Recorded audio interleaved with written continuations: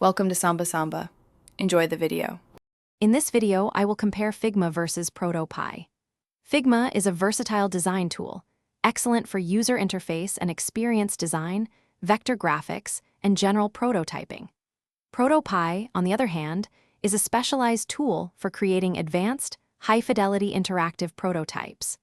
The best choice truly depends on the complexity of your project and the specific level of interaction you aim to achieve. We will explore their unique strengths to help you decide.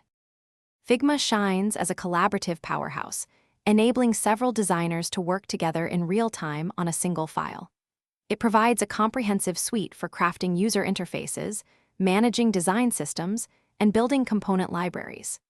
For standard user flows and common animations, Figma's prototyping features are more than sufficient.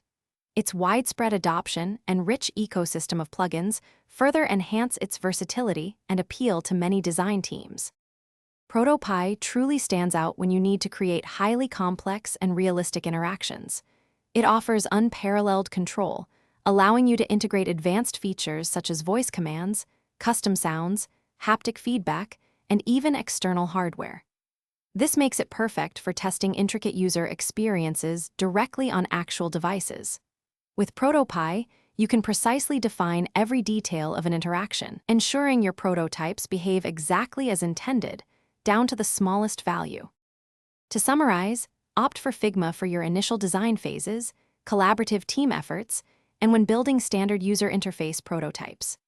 Reserve ProtoPie for those projects demanding highly interactive, complex prototypes that leverage device sensors or require precise, nuanced interactions.